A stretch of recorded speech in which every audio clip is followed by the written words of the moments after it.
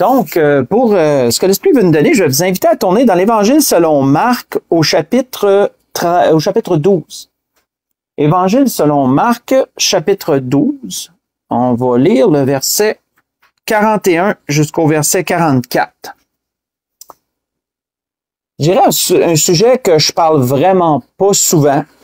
Même, je dirais qu'en 14 ans de ministère, on peut compter sur les doigts d'une main, je pense, le nombre de fois que j'ai parlé de ce sujet-là. Mais l'Esprit m'a guidé dans ce sujet-là ce soir et on va analyser ce que notre Seigneur a dit. Parce que tout ce que notre Seigneur dit comme de raison est important pour nous, est important pour notre compréhension. Donc, on voit qu'il est dit dans l'Évangile selon Marc, chapitre 12, débutons au verset 41. Il nous est dit que Jésus, s'étant assis vis-à-vis du tronc, regardez comment la foule y mettait de l'argent. Plusieurs riches mettaient beaucoup. Il vint aussi une pauvre veuve et elle y mit 2 petites pièces, faisant 1/4 de sou. Alors Jésus, ayant appelé ses disciples, leur dit, « Je vous le dis en vérité, cette pauvre veuve a donné plus qu'aucun de ceux qui ont mis dans le tronc, car tous ont mis de leur superflu, mais elle a mis de son nécessaire tout ce qu'elle possédait pour vivre. » On va arrêter ici.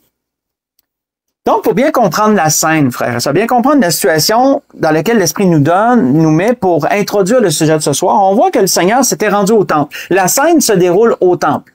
La scène se déroule dépasser les portiques du temple. On peut voir que quand tu traversais les portiques du temple, dépendant de quelle porte, là, du moins où Jésus était, il y avait un tronc.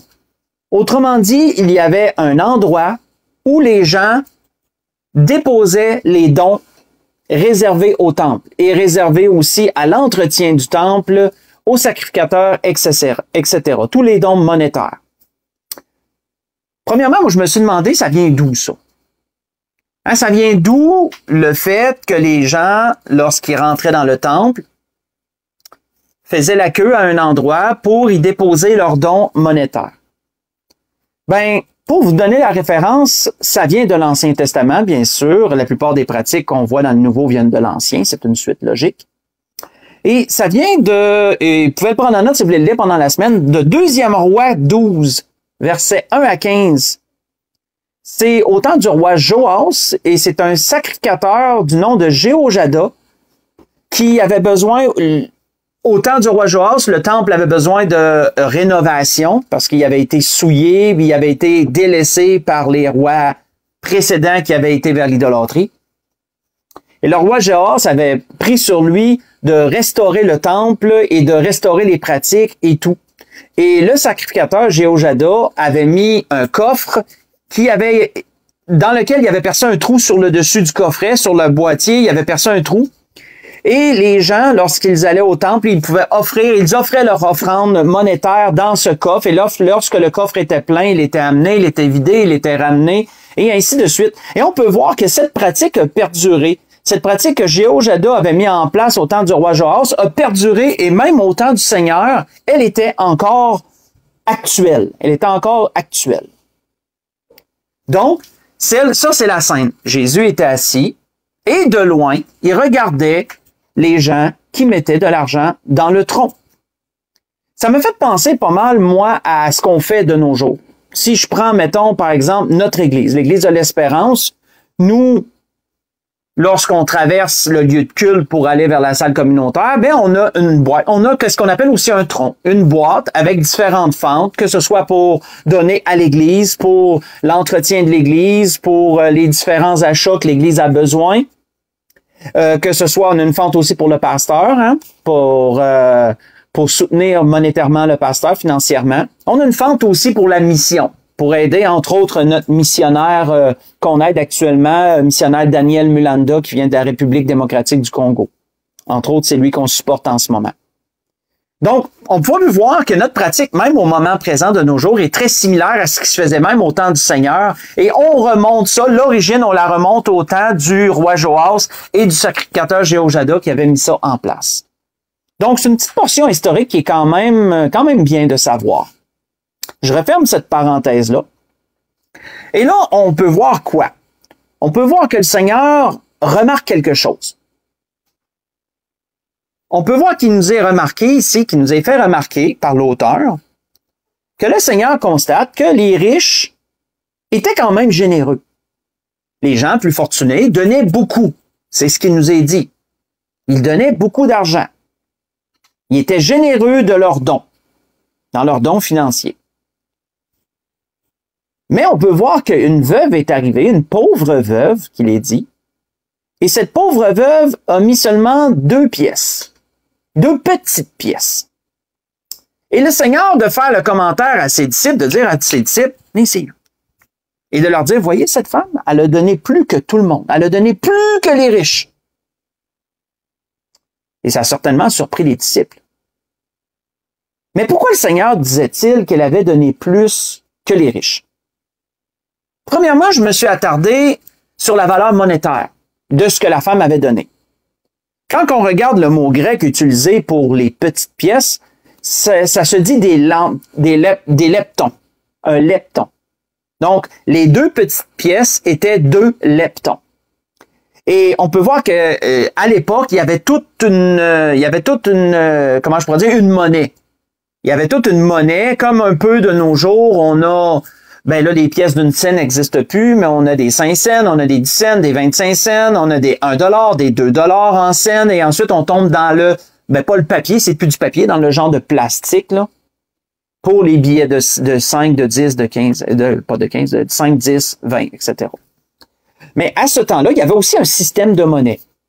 La plus petite des pièces que tu pouvais avoir était le lepton. C'est une petite pièce en cuivre de rien du tout. Une petite pièce, un peu comme nos pièces d'une scène. Ça fait pas mal penser à ça. Au moins, c'était l'image qui me venait assez rapidement. Et un lepton valait 1/8 d'un as. Un as, c'est ce qu'on appelait à ce temps-là un autre type de pièce. Mais ça s'appelait un as en grec. Donc, elle donne 2 leptons. 2 petites pièces. Elle donne 2 leptons. Et le Seigneur dit que ça équivalait à 1/4 de sou. Le sou, c'est l'as. Donc, ces 2 leptons équivalaient à 1/4 d'as.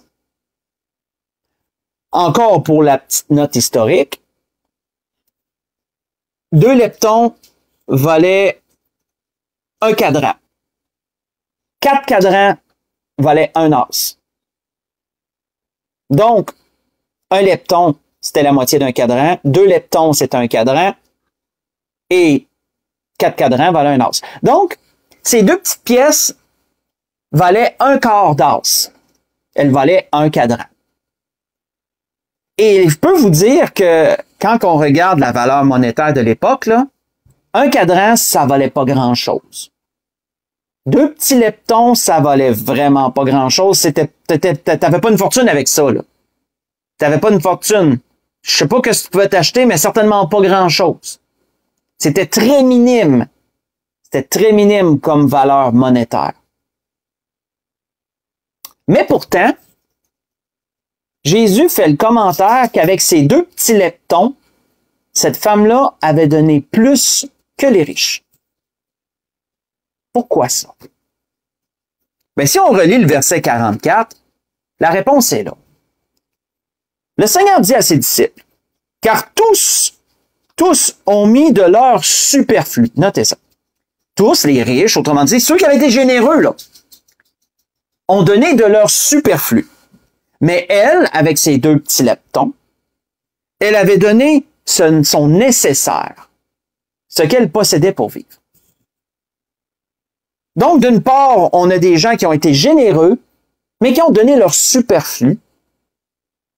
Et d'une autre part, on a cette femme qui a été généreuse avec ce qu'elle pouvait. Elle a donné de son nécessaire. Si on élabore un peu plus, c'est quoi le superflu? Quand on parle de superflu, on parle de quoi? Quand on regarde selon le dictionnaire ce que veut dire le superflu, ça veut dire qu'il dépasse l'essentiel qui est de en trop. Donc, autrement dit, quand tu as du superflu, c'est que ça sort de ce que tu as besoin pour vivre dans l'immédiat. Ça sort de ce qui est nécessaire dans l'immédiat. Un bon exemple. Quand je méditais là-dessus, le Seigneur m'a amené dans un exemple. Quand il y a eu la multiplication des pains, faites juste écouter. Quand il y a eu la multiplication des pains et des poissons, qu'est-ce qui nous est dit à la fin? Faites juste écouter, je vais aller lire 2 versets. Qu'est-ce qui nous est dit à la fin? Qu'est-ce que le Seigneur avait demandé? On voit qu'il nous avait été dit, Jésus, il dit, lorsqu'ils furent rassasiés, Jésus dit à ses disciples, ramassez les morceaux qui restent afin que rien ne se perde. Et ils ramassèrent donc et ils remplirent 12 paniers avec les morceaux qui restèrent, 5 pains d'orge, après que tous eurent mangé. Donc, Jean chapitre 6, verset 12 et verset 13. Quand le Seigneur dit ramasser ce qui reste, ça c'est du superflu. Autrement dit, les gens avaient tout mangé à leur faim, mais il restait un surplus, c'est un superflu. C'est ça un superflu. C'est ce qui est en dehors du nécessaire. Je pense qu'on peut dire qu'on a tout du superflu. Hein? Mais qu'est-ce qu'on peut en conclure quand on pousse la réflexion plus loin? C'est que tous les riches qui avaient été généreux, parce que le Seigneur l'a bien noté, c'est bien noté, ils avaient été généreux, ils donnaient beaucoup. Ben ces gens-là, s'étaient pas impactés dans leur nécessaire à travers leurs dons. Autrement dit, leurs dons ne leur avaient pas empêché de manger un soir. Leurs dons ne les avaient pas empêchés de pouvoir jouir de certaines commodités. Leurs dons ne les avaient pas empêchés d'avoir telle sortie ou telle... voyez-vous, tout ce qu'on pourrait trouver là.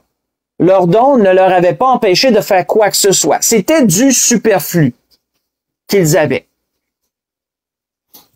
Donc ça, on comprend ça. Mais la veuve, elle, c'est pas pareil. Les riches avaient pas été impactés par les dons qu'ils ont faits. C'était un superflu.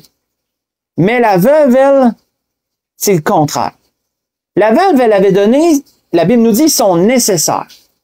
Quand on regarde le mot nécessaire sur le dictionnaire, ça se dit tout ce qui est essentiel pour les besoins de la vie par opposition au superflu. Donc, autrement dit, le nécessaire, c'est le contraire du superflu. Le superflu, c'est tout ce qui est en trop, tu touches à rien d'essentiel. Puis le nécessaire, c'est le contraire. Tu touches à l'essentiel. Là. Il n'y a plus de gras, là. Il n'y a plus de superflu. Là. Tu touches à l'essentiel. La femme avait donné, la pauvre veuve, elle avait donné de son nécessaire. Autrement dit, le don de cette pauvre veuve l'avait impacté directement dans sa qualité de vie. La Bible ne le dit pas, mais peut-être que c'était empêché de manger un repas pour ce don-là qu'elle avait fait. La Bible ne le dit pas. Mais quand le Seigneur dit tout ce qu'elle avait pour vivre, ben probablement que dans le moment présent, elle avait ça pour se nourrir ou quoi que ce soit, puis elle l'a donné. Elle l'a donné à Dieu. Et là, donc, elle s'empêchait, elle s'impactait dans son nécessaire. Donc, voilà les 2 tableaux que le Seigneur note.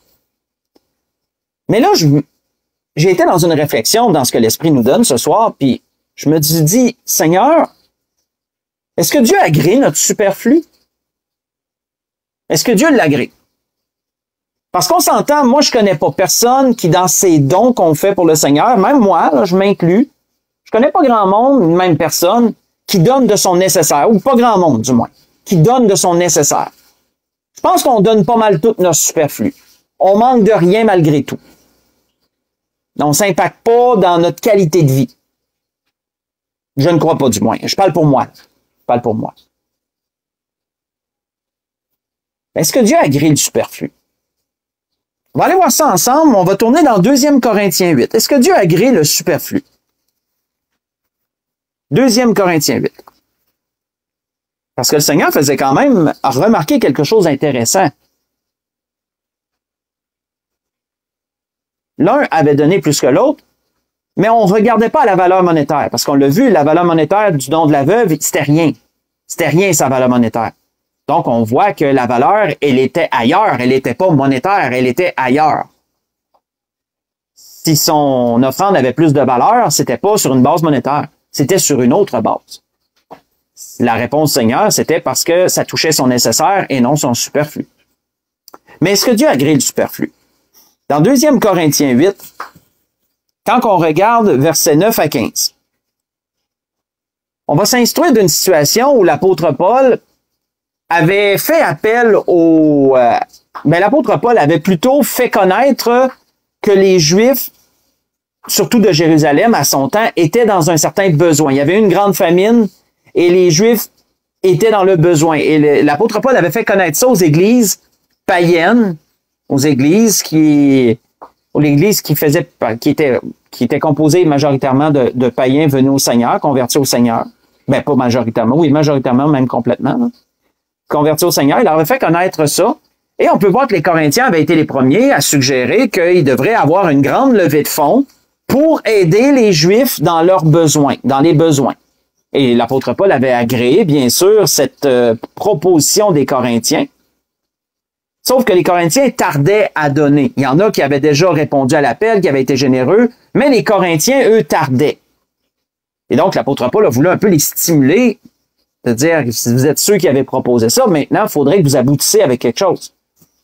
Et on recommence à partir de 2 Corinthiens 8, à partir du verset 9. Donc, l'apôtre Paul dit ceci.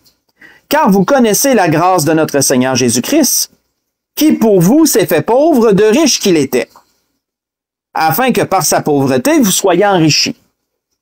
C'est un avis que je donne là-dessus, car cela vous convient.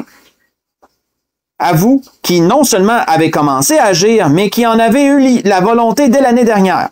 Achevez donc maintenant d'agir, afin que l'accomplissement, selon vos moyens, réponde à l'empressement que vous avez mis à vouloir. La bonne volonté, quand elle existe, est agréable en raison de ce qu'elle peut avoir à sa disposition, et non de ce qu'elle n'a pas. » Ça, c'est un verset à surligner. Que quand on veut donner pour le Seigneur, faut pas donner en prévision de « si j'avais ça, je donnerais ». Le Seigneur nous demande pas de faire de belles prévisions. Le Seigneur nous demande de regarder à ce qu'on a présentement, de dire « ben j'ai ça, je donne ça ». Donc, c'est un peu ça que Paul rappelait aux Corinthiens. La bonne volonté, quand elle existe, elle est bonne en raison de ce que tu as à ta disposition et non de ce que tu n'as pas. Car, est-il dit, si on continue, au verset 13, « Car il s'agit non de vous exposer à la détresse pour soulager les autres, mais de suivre une règle d'égalité. Dans la circonstance présente est noté, votre superflu pourvoira à leurs besoins, afin que leur superflu pourvoie pareillement au vôtre, en sorte qu'il y ait égalité. Selon ce qu'il est écrit, celui qui avait ramassé beaucoup n'avait rien de trop, et celui qui avait ramassé peu n'en manquait pas. » Donc, est-ce que Dieu agrée le superflu? Oui, frères et sœurs. Oui, Dieu agrée le superflu qu'on peut lui donner. Dieu n'est pas contre ça. Dieu, parce que c'est de la générosité, même si c'est du superflu, c'est de la générosité quand même. Parce que tu pourrais le garder. Donc, ceux qui donnent de leur superflu avec générosité, Dieu l'agrée. Dieu reconnaît ces choses. Et Dieu agrée ces choses. On peut voir d'ailleurs que dans le chapitre suivant, dans le chapitre 9, l'apôtre Paul en refait mention une autre fois. Si on lit à partir du verset 6 jusqu'au verset 11, toujours sur le même sujet, l'apôtre Paul en refait mention. Il dit, sachez-le, celui qui sème peu, moissonnera peu. Et celui qui sème abondamment, moissonnera abondamment. Que chacun donne comme il l'a résolu en son cœur, sans tristesse ni contrainte. Car Dieu aime celui qui donne avec joie.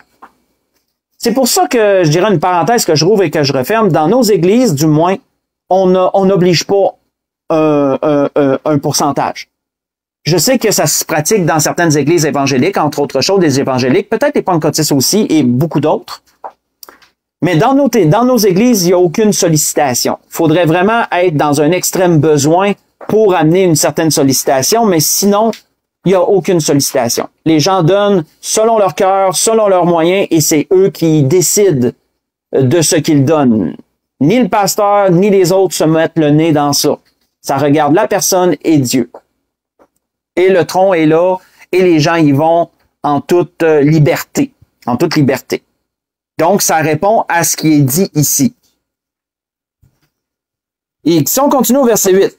« Et Dieu peut vous combler de toute grâce, afin que, possédant toujours en toutes choses de quoi satisfaire à tous vos besoins, » on voit qu'il ne touche même pas à ce qui est nécessaire. Hein? L'apôtre Paul reste toujours dans le superflu ici. Là. Il ne touche pas à ce qui est nécessaire.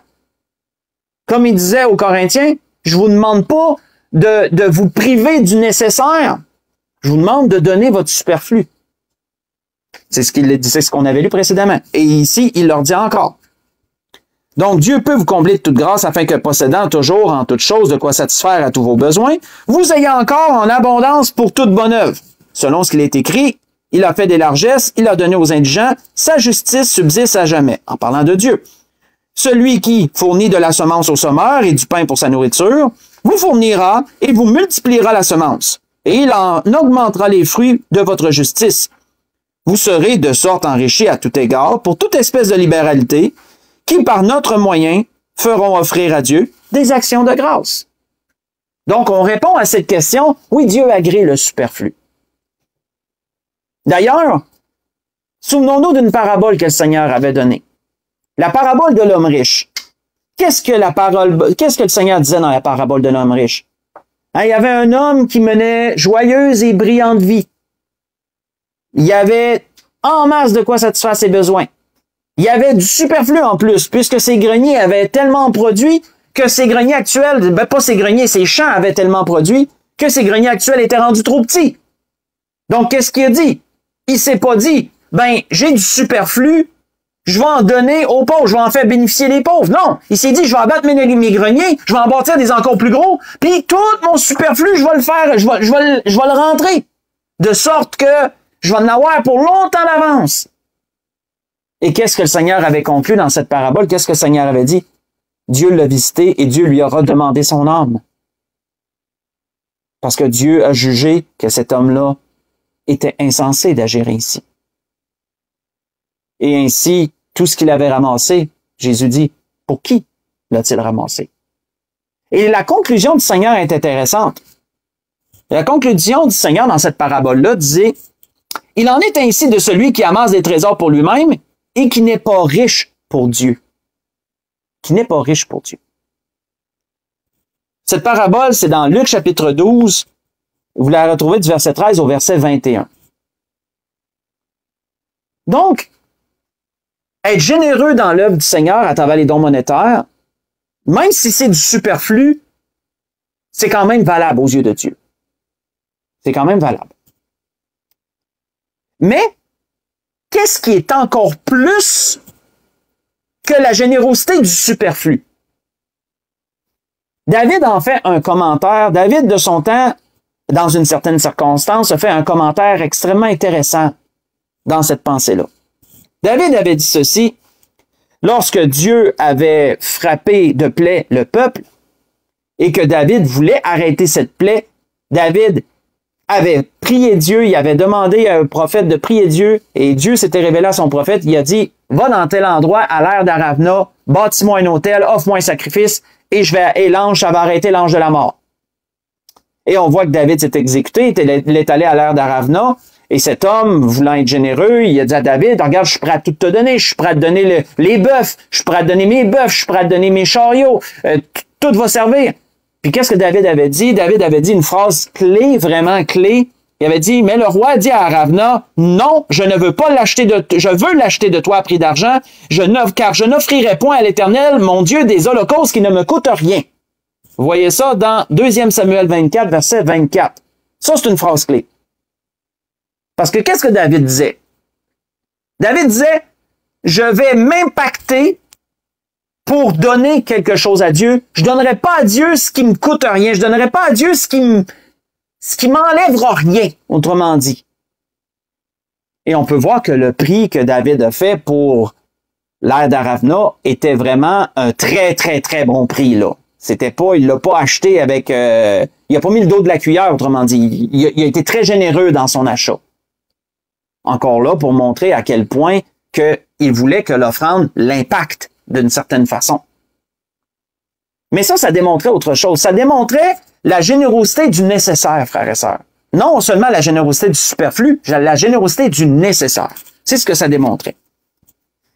Et c'était là que le Seigneur disait que l'un avait donné plus que l'autre, en parlant de la veuve. Parce qu'elle avait été aussi généreuse. Mais elle avait donné son nécessaire. Un bon exemple de ça, c'est à un autre endroit, c'est ce qu'une femme un jour a fait pour le Seigneur. Si vous voulez tourner avec moi dans Marc chapitre 14. Dans Marc chapitre 14, vous allez vous y reconnaître. On peut voir que c'est un peu après la circonstance de la veuve, là. C'est dans les mêmes eaux, là. C'est un petit peu plus loin.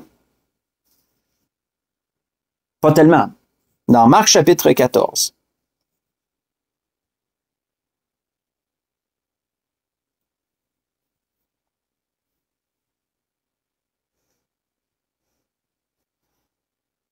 Donc, juste pour faire un récapitulatif rapide, la générosité du superflu, Dieu l'agrée, mais il y a une chose en rapport à ça, c'est que le superflu ne t'affecte pas personnellement. Ça t'enlève rien.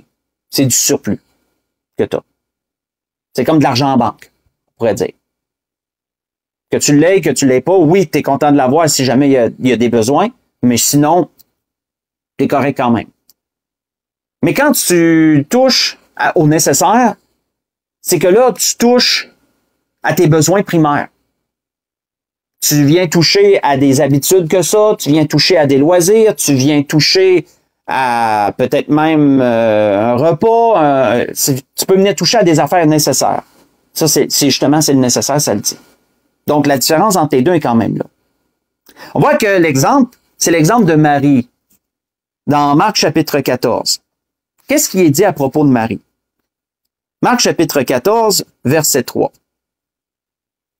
Il nous est dit que comme Jésus était à Béthanie, et prenez note que c'est pas loin vraiment de la situation de la veuve, de la pauvre veuve, là. C'est pas tellement loin de là. Donc, comme Jésus était à Béthanie, dans la maison de Simon le lépreux, une femme entra pendant qu'il se trouvait à table. Elle tenait un vase d'albâtre qui renfermait un parfum de nard pur de grand prix. Quand on fait une recherche sur le parfum de nard, c'est un parfum très rare. Même plusieurs théologiens, plusieurs exégètes se sont questionnés à savoir comment Marie a-t-elle pu se procurer ça? Parce que ce type de parfum-là, c'était pas tout le monde qui était capable de se procurer ça, là. On sait que cette femme-là, Marie, elle avait eu un passé un peu obscur parce que le Seigneur avait chassé d'elle 7 démons. Ça, c'est dit à un autre endroit. Certains ont avancé l'idée, et ça, c'est des théories, certains ont avancé l'idée que cette femme, peut-être, officiait dans un temple, comment je pourrais dire, était comme une prostituée. Il y en a avancé qu'elle était une prostituée. Il y en a d'autres qui ont avancé que peut-être qu'elle était comme tellement loin de la religion juive qu'elle était peut-être dans une prêtresse pour un temple idole, pour un idole quelconque. Il y a eu des théories. Mais ce qui est, c'est qu'elle avait un parfum qu'elle aurait normalement été incapable de s'acheter. On va clarifier ça comme ça. Ça, c'est les faits. Ça, au moins, on reste dans les faits. Donc, un parfum d'un or pur de grand prix. Et ayant rompu le vase, elle répandit le parfum sur la tête de Jésus. On sait qu'il y a eu toutes des scènes avec ce fameux parfum-là. On sait qu'elle y en a versé sur les pieds. On sait qu'elle y en a versé une autre fois sur la tête. Et là, elle rompt le vase. Là, elle rompt le vase. On sait qu'il y a eu des étapes par rapport à ça. J'ai déjà même prêché sur ça. Mais là, quelques-uns exprimèrent entre eux leur indignation. À quoi bon perdre ce parfum? On aurait pu le vendre plus de 300 deniers. Ça valait beaucoup d'argent. On aurait pu le vendre plus de 300 deniers et les donner aux pauvres. Et il s'irritait contre cette femme. Mais Jésus dit, laissez-la. Pourquoi lui faites-vous de la peine? Elle a fait une bonne action à mon égard, car vous avez toujours des pauvres avec vous et vous pouvez leur faire du bien quand vous voulez. Mais vous ne m'avez pas toujours. Elle a fait ce qu'elle a pu. Elle a d'avance embaumé mon corps pour la sépulture. Et je vous le dis en vérité, partout où la bonne nouvelle sera prêchée, dans le monde entier, on racontera aussi en mémoire de cette femme ce qu'elle a fait. On peut voir ici, frères et sœurs, que Marie, elle aurait pu se payer beaucoup de luxe avec ça. Elle aurait pu faire beaucoup de choses avec cet argent-là. Elle aurait pu se payer des mets succulents. Elle aurait pu se procurer d'une plus belle lingerie, des plus belles robes, même une garde-robe au complet. Elle aurait pu faire des dons aux pauvres. Oui, elle aurait pu faire ça aussi. Elle aurait pu faire une multitude de choses avec ça. Mais elle a pris ça et elle l'a donné au Seigneur. Elle a rompu le vase pour déverser complètement ce qu'il y avait dedans. Ce qui restait dedans, du moins. Ce qui en restait. et le Seigneur a trouvé une utilité à son offrande, il a fait allusion à sa sépulture future. Mais ça, frères et sœurs, c'est de l'exemple. C'est un peu dans le même ordre d'idée que la pauvre veuve qui avait donné de son nécessaire. C'est dans le même ordre d'idée que David avait dit, de ce que David avait dit, « Je n'offrirai pas à l'Éternel un sacrifice qui ne me coûte rien. » Laissez-moi vous conter une anecdote. Je vais toujours m'en souvenir. Il était un temps lorsque je travaillais de nuit chez IBM. Je travaille toujours chez IBM, mais je suis plus de nuit depuis longtemps. Je travaillais de nuit. Puis, vous savez, dans ce temps-là, dans le temps où je travaillais de nuit, il y avait une distinction chez IBM qui était vraiment, comment je pourrais dire, c'est une des plus belles distinctions. C'est quelque chose qu'on voulait toutes. On espérait toutes que notre directeur pense à ça à un moment donné. C'était des billets pour la loge de IBM au Centre Bell, à Montréal. Et lorsque IBM n'ont plus la loge, à ce temps, ils l'ont plus. Ils ont vendu ça.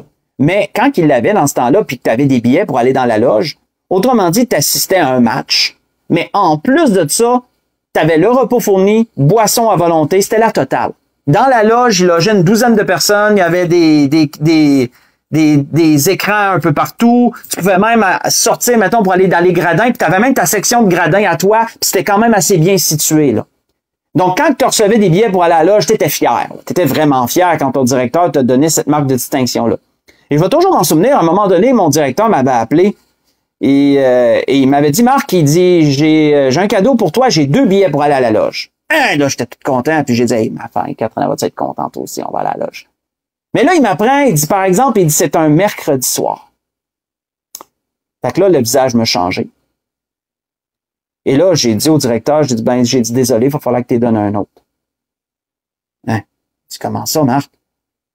J'ai dit, moi, j'ai mon culte le mercredi. Puis j'ai dit non, j'ai dit non. J'ai dit, j'ai mon assemblée le mercredi. Puis j'ai dit, il va falloir que tu donnes les billets à un autre. Moi, je peux pas les prendre, je serai pas libre. Puis là, ça reste de même. Mais après ça, quand je suis allé à l'assemblée, mercredi, après l'assemblée, je raconte ça un peu à l'église. Hein. Je raconte que j'ai manqué d'aller à la loge parce que... Puis c'était pas pour me vanter aucunement, là, ceux qui me connaissent le savent. Mais là, il y a un des membres qui s'est exclamé, il dit, t'es fou. Il dit, t'aurais pu manquer juste une assemblée. Il dit, c'était rien qu'une assemblée. Après tout, t'aurais pu manquer juste une assemblée, mais t'as manqué d'aller à la loge pour venir à une assemblée. Quand t'aurais pu juste manquer celle-là, puis il y en a d'autres après. Vous savez, frère et sœurs, c'est ça. Ça répond un peu à ça. Ça répond un peu à ce qu'il dit ce soir. Il y a celui, et la différence entre ce membre-là puis moi, c'est que lui, il est retourné dans le monde, puis moi, je suis pasteur. Donc, voyez-vous, il y a quand même une différence de consécration. Puis même dans ce temps-là, ça pouvait se refléter un peu. Mais, pour montrer que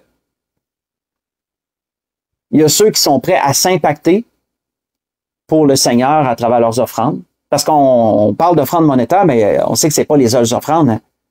Il y a du temps que tu peux donner au Seigneur, du temps même de qualité que tu aurais, puis tu peux le donner au Seigneur pour quelque chose ou une autre. Parfois, c'est du matériel, parfois, c'est pas nécessairement de l'argent en soi, c'est du matériel que tu peux donner pour l'œuvre de Dieu d'une façon ou d'une autre. Il y a beaucoup de dons différents, il y a beaucoup de façons différentes de faire des offrandes. Mais bien sûr, ça remplace pas l'offrande monétaire. L'offrande monétaire, c'est la base, et ce que tu peux offrir en surplus, tant mieux. Mais un remplace pas l'autre. Un remplace pas l'autre. Mais voyez-vous, c'est ça. J'ai raconté cette histoire-là pour vous montrer la différence entre quand certains sont prêts à s'impacter pour Dieu et d'autres trouvent même que c'est fou. C'est un peu, ça me faisait penser à Marie ici, parce que c'était un peu ça qu'il disait à propos de l'offrande à Marie. Il disait, hey, t'es folle, t'aurais pu vendre ça, puis on aurait pu faire beaucoup d'argent avec ça, puis donner aux pauvres, etc., etc. Ouais. Faut se rappeler, frères et sœurs, qu'est-ce que le Seigneur avait dit un jour à ses disciples. Le Seigneur avait dit un jour quelque chose à ses disciples qui est, comment je pourrais dire, qui est quand même parlant. Faites juste écouter. Un jour, Pierre avait fait un commentaire au Seigneur. Et parce que le Seigneur venait de dire que les riches, c'est pas nécessairement les riches qui rentraient dans le royaume de Dieu. Hein, que un chameau avait plus de facilité de passer par le trou d'une aiguille qu'un riche entrait dans le royaume. Le Seigneur a fait ce commentaire-là. Et là, Pierre de s'exclamer, Pierre prenant la parole, il dit à Jésus, « Voici, nous avons tout quitté. » Notez ce qu'il dit. « Nous avons tout quitté et nous t'avons suivi. Qu'en sera-t-il pour nous? » Hein, Pierre, il disait pas quelque chose d'anodin, frère et sœurs, là. Il disait, on a abandonné notre métier pour toi. On était pêcheurs, on a abandonné nos filets, on a abandonné nos bateaux. On avait une entreprise, on a abandonné notre entreprise pour partir à l'œuvre avec toi. On a tout quitté. Même, ils n'ont pas quitté leur femme, sauf qu'ils étaient tellement partis souvent, leur femme ne les suivait pas partout dans tous les petits voyages qu'ils faisaient. Certainement que des fois, ils étaient peut-être quelques jours sans voir leur femme, puis ils revenaient quand le Seigneur repassait par là, ben, ils pouvaient revenir voir leur famille. Et ensuite, quand ils repartaient avec le Seigneur, ben, ça pouvait... Il y avait du chemin, ils parcouraient beaucoup de chemin, là, puis leurs femmes ne les suivaient pas dans tout ce que le Seigneur... partout où le Seigneur allait. Donc, il y avait beaucoup de sacrifices à être apôtre du Seigneur. C'était beaucoup de sacrifices. Et c'est ça que Pierre notait quand il dit, on a tout quitté, puis on t'a suivi. Qu'est-ce que ça va nous rapporter? Qu'est-ce qui va en être de nous? Et qu'est-ce que Jésus a dit? Jésus leur répondit, je vous le dis en vérité, quand le Fils de l'homme au renouvellement de toutes choses. C'est quoi le renouvellement de toutes choses? C'est lorsque le Seigneur va venir établir son règne ici-bas. C'est la bonne nouvelle, c'est l'attente, c'est ce qu'on veut, là. C'est ce qu'on veut. Lorsque le Seigneur va venir établir son règne ici-bas. Au renouvellement de toutes choses, sera assis sur le trône de sa gloire. Vous qui m'avez suivi, vous serez de même assis sur 12 trônes et vous jugerez les 12 tribus d'Israël. Et quiconque, disait le Seigneur, aura quitté à cause de mon nom, ses frères, ou ses sœurs, ou son père, ou sa mère, ou sa femme, ou ses enfants, ou ses terres, ou ses maisons, recevra au centuple. Je ne sais pas si vous savez c'est quoi le centuple, mais c'est 100 fois plus. C'est 100 fois plus. C'est beaucoup plus. 100 fois plus. Il recevra au centuple. Et par-dessus ça, il héritera de la vie éternelle. Plusieurs des premiers seront les derniers, et plusieurs des derniers seront les premiers, disait le Seigneur.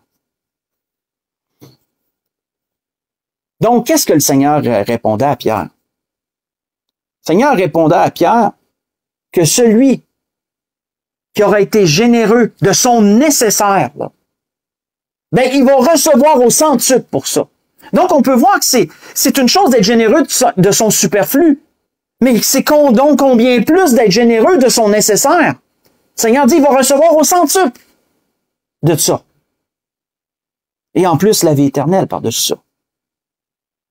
Pourquoi? Parce que cette personne-là, elle aura impacté sa vie pour Dieu, à cause de l'œuvre de Dieu. Sa vie aurait été tout autre si elle n'avait pas consacré ceci ou cela. Mais parce qu'elle l'a fait, elle recevra beaucoup plus. Maintenant, lorsqu'un enfant de Dieu est capable de s'impacter dans ses offrandes à Dieu, des offrandes diverses, quand un enfant de Dieu est capable de s'impacter comme ça, qu'est-ce que ça démontre? Qu'est-ce que la générosité du nécessaire démontre? Tournons ensemble, mais c'est dans l'Ancien Testament qu'on va aller, c'est un commentaire, c'est dans le livre de Job. Dans le livre de Job. Tournons dans le livre de Job au chapitre 22. Dans le livre de Job au chapitre 22. On va lire du verset 21 au verset 30. Et le commentaire que son ami à Job avait fait, le commentaire d'Éliphaz, est vraiment vrai. C'est vrai, même si malheureusement il accusait Job à tort, le commentaire était vrai. Et c'est un commentaire très, très, très profond. Dans Job chapitre 22, verset 21 au verset 30.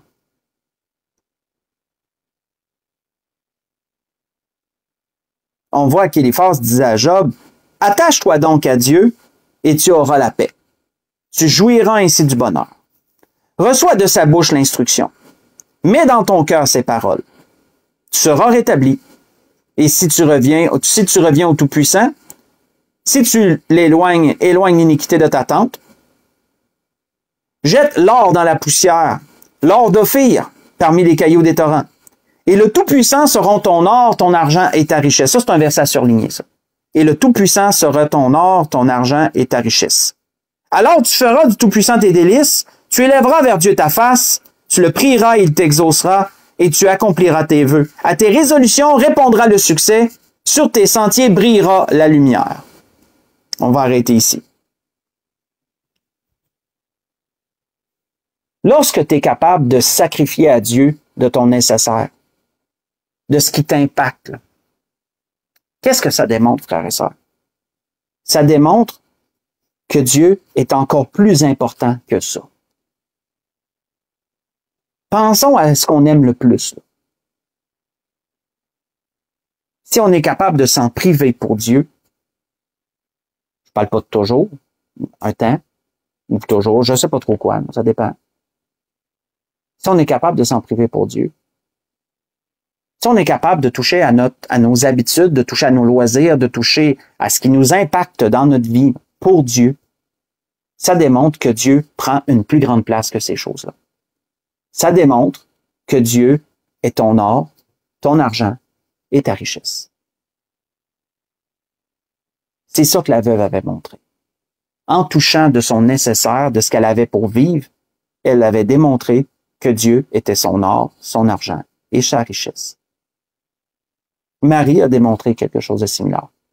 David a démontré quelque chose de similaire aussi. Jérémie, dans ses lamentations, avait fait un commentaire pertinent, intéressant même, je dirais, dans ce sens-là. Dans ses lamentations, Jérémie avait dit « L'Éternel est mon partage, dit mon âme, c'est pourquoi je veux espérer en lui. » Dans Lamentation 3, verset 24. « L'Éternel est mon partage. » Ce mot-là, le mot partage, vient de l'hébreu « shelek », qui veut dire « produit, bien, portion ». Donc, l'Éternel est mon bien. Ça revient un peu à la même chose qu'Éliphaz disait, là. L'Éternel est mon bien. Il est ma portion. Il est mon produit. Ce que j'ai de plus important, autrement dit.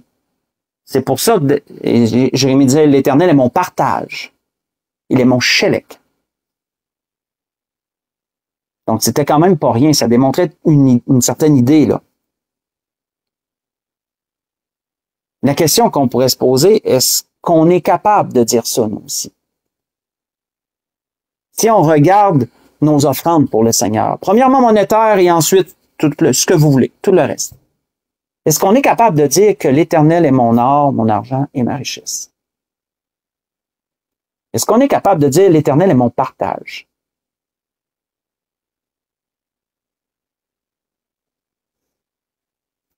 Ça, je laisse chacun répondre. Je ne peux pas répondre pour vous, je réponds pour moi. On peut voir pourquoi Jésus disait à ses disciples, les riches ont été généreux. C'est bon. Ils ont donné leur superflu. Mais la pauvre veuve, elle a donné plus encore. Elle a touché à son nécessaire. Elle a touché à son nécessaire, elle s'est impactée pour Dieu. Et ça, aux yeux de Dieu, ça vaut encore plus. Parce que Dieu ne regarde pas à la valeur monétaire. Dieu regarde à la valeur, premièrement, de ce que ça t'impacte pour lui. C'est ça que Dieu regarde. C'est cette valeur-là que Dieu va chérir plus que la valeur monétaire. Parce que l'or et l'argent y appartiennent.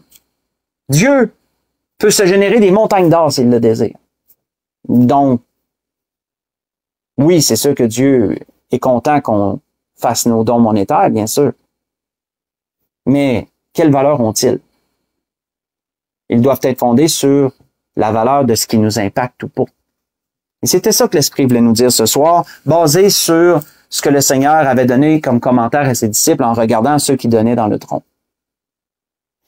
Pour conclure ce que l'Esprit voulait nous donner ce soir, on va aller dans Hébreux chapitre 6 pour conclure. Auteur d'Hébreux, chapitre 6.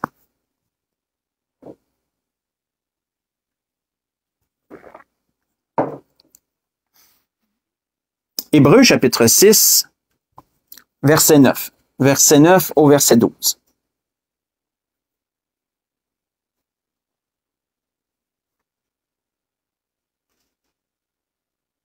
Donc, l'auteur d'Hébreux nous dit, « Quoique nous parlions ainsi, bien-aimés, nous attendons, pour ce qui vous concerne, des choses meilleures et favorables au salut.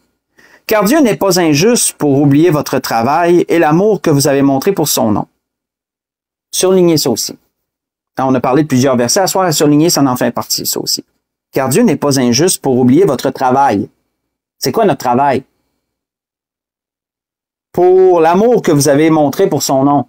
C'est quoi notre travail? C'est quoi l'amour qu'on a monté pour son nom? C'est tout.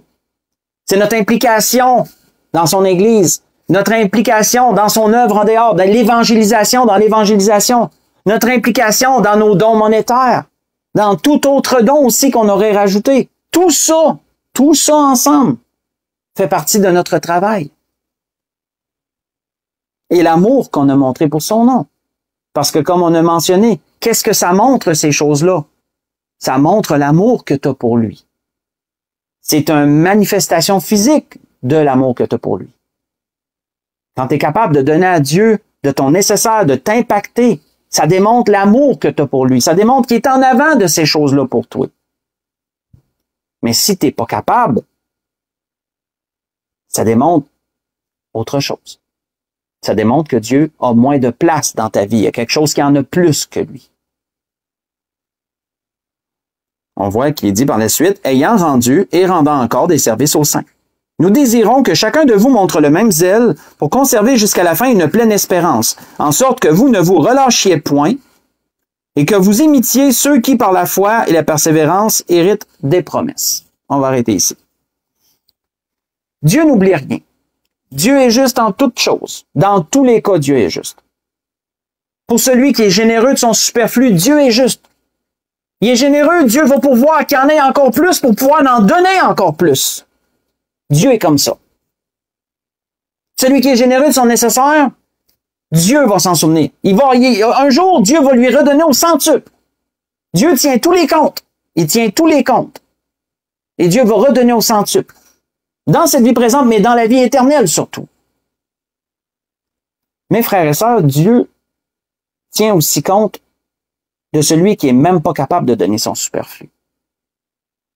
Dieu aussi est capable de se souvenir de ces gens-là, comme il s'est souvenu de l'homme riche qui a été mentionné, celui qui menait joyeuse et brillante vie.